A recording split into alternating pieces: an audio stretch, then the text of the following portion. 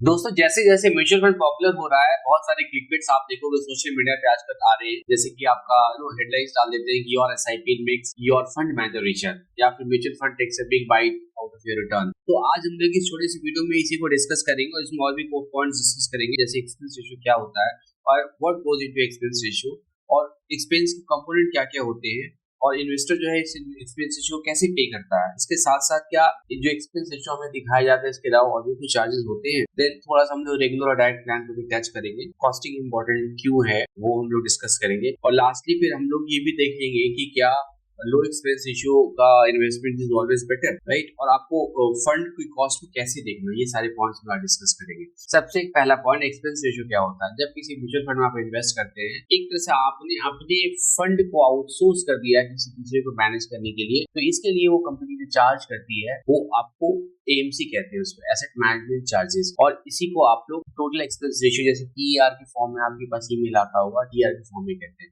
तो यही हमारा चार्ज है जो कि म्यूचुअल फंड कंपनीज को पे करते हैं टू मैनेज आवर फंड। सो ये जो टीआर है ना, आपको परसेंटेज टर्म्स में चार्ज होता है। और एक्सपेंस रेशियो में क्या क्या चीजें इन्वॉल्व होती हैं, देखिए एक्सपेंस रेशियो में आपके पास, आप जब भी म्यूचुअल फंड की वेबसाइट पे जाओगे, आप ईमेल में देखोगे तो आपको एक टाइटल दिखेगा बेस टीआर। तो that is the maximum mutual fund company can charge, जैसे कि एमआरपी का कॉन्सेप्ट है लाइक दैट। तो इसमें सबसे पहला जो होता है आपका फंड मैनेजमेंट एक्सपेंसेस होते हैं, दूसरा जो और भी सर्विसिंग के चार्जेस होते हैं वो भी होते हैं, फिर R and D means research and transfer expenses के जो चार्ज होते हैं वो भी होते हैं, फिर इस तरह से छोटे छोटे चार्जेस, कस्टोडियल चार्जेस या फिर मार्केटिंग एक्सपेंसेस या बिजनेस एक्सपेंसेस, ये सब भी होते हैं। तो ये सारी चीजों को जब एक साथ मिला लेते हैं तो ये हम लोग उसको एएमसी कहते हैं, that is actually the profit of mutual fund. इसमें कुछ तो उनके एक्चुअल एक्सपेंसेस होते हैं और कुछ उनके प्रॉफिट का पार्ट होता है। तो इसमें एक क्वेश्चन अब ये आता है कि म्यूचुअल फंड कितना चार्ज कर सकता है या कुछ भी अमाउंट चार्ज सकता है। नहीं, ऐसा नहीं है। सेबी ने एक्चुअली एक स्लैब सिस्टम को बना रखा है, इसके हिसाब से म्यूचुअल फंड चार्ज कर सकते हैं। देखिए स्लैब सिस्टम आपके सामने है, अगर इसमें आप देखोगे तो पहले जो 500 करोड़ तक अगर उसके एसेट है ना, तो उसमें अगर इक्विटी की स्कीम है तो मैक्सिमम 2.25% चार्ज कर सकते हैं, बट ये अगर आपको अदर देन इक्विटी है तो मैक्सिमम 2% चार्ज कर सकते हैं। फिर 500 करोड़ से ऊपर अगले 250 जो इंक्रीमेंटल अगर है तो मैक्सिमम 2% चार्ज कर सकते हैं, फिर अदर देन इक्विटी में 1.75% चार्ज सकते हैं। फिर उसके ऊपर आप बढ़ते चले जाओगे तो आपका चार्जेस वैसे कम होता चला जाता है। अगर आपका एसेट अंडर मैनेजमेंट 40,000 करोड़ से ज्यादा है तो इसमें आपको मैक्सिमम जो इक्विटी में 1.05% चार्ज कर सकते हैं, और अगर डेट में 0.80% चार्ज कर सकते हैं। तो हम इसको समराइज करते हैं। देखिए इसमें मैक्सिमम जो टीआर है, मैक्सिमम टोटल एक्सपेंस रेशियो जो है, इंडेक्स फंड है उसके लिए 1% है, फिर जैसे कोई फंड ऑफ फंड है तो उसके लिए 1% है, इक्विटी ओरिएंटेड स्कीम्स के लिए maximum is 2.25%, other than equity oriented scheme is 2%, और क्लोज एंडेड इंटरवल स्कीम जो होते हैं इसके लिए इक्विटी के लिए 1.25% है, अदर देन इक्विटी के लिए 1% है। बट इसमें ऐसा नहीं है, जैसे फॉर एग्जांपल अगर हम लोग 3,000 करोड़ वाला देखें तो 1.6% ऐसा नहीं चार्ज करेंगे। इसका तरीका थोड़ा सा डिफरेंट होता है।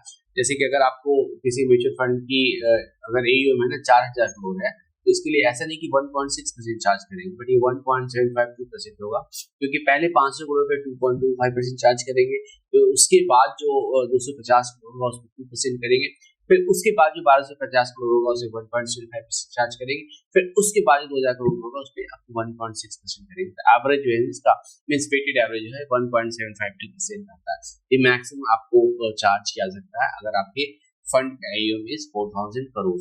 अब इसके अलावा कुछ ऐसे आइटम्स हैं जो कि आपके बेस टीआर में इंक्लूडेड नहीं होते, जैसे कि ब्रोकरेजेस जो आप ब्रोकर्स को पे करते हैं। दूसरा जो है आपको और कोई एडिशनल स्कीम्स है जैसे एग्जिट लोन वगैरह होता है, वो आपके इस चार्जेस का पार्ट नहीं होगा, एक्स्ट्रा है। तो आपको अगर विड्रॉ जब करेंगे तो उस दिन जो आपको डिस्प्ले होगा आपको उतना ही मिलेगा, माइनस उस दिन का जो आपका एमसी चार्जेस होगा। बट ये ध्यान रखिए इसमें किसी तरह का डिफरेंशिएशन नहीं है, ये इक्विटेबल है। मतलब अगर आप कर रहे हैं, किसी ने 1 करोड़ इन्वेस्ट किया, किसी ने 10 करोड़ किया, किसी ने 1,000 किया, तो सबके लिए एक्सपेंस रेशियो सेम ही होता है, वो चेंज वो अमाउंट के हिसाब से चेंज नहीं होता है।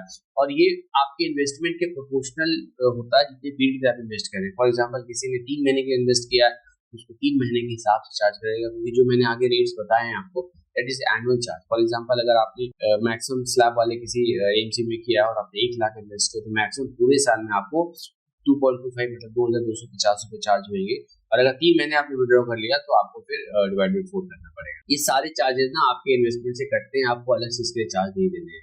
अब हम लोग एक बहुत ही डिबेटेबल टॉपिक है रेगुलर वर्सेस डायरेक्ट प्लान को टच करते हैं। देखिए कोई भी आप म्यूचुअल फंड ना आपको दोनों प्लान में आते हैं, रेगुलर है या डायरेक्ट है, दोनों में आते हैं। तो रेगुलर में क्या होता है, आप डिस्ट्रीब्यूटर के पास जाते हैं जो कि आपको अभी कुछ सर्विसेज देता है या सजेशन देता है, कंसल्टेंसी देता है, और मतलब कमीशन उसके लिए चार्ज होता है। वो कमीशन जो है ना आपके चार्ज में एड अप होता है। तो आपको on the face of it तो लगता है कि आप कुछ उसको पे नहीं कर रहे हैं, पर उसमें आपको उसके चार्ज लगते हैं। तो डायरेक्ट प्लान के साथ ऐसा कुछ भी नहीं, कोई डिस्ट्रीब्यूशन नहीं है। तो इसमें सारे जो है आपको डिस्ट्रीब्यूटर कमीशन जो है ना आपको चार्ज नहीं होता है। बाकी दूसरे चार्जेस जो हैं वो आपको उसमें चार्ज नहीं होते, ये बाकी नहीं, जैसे सभी में चार्ज होता है।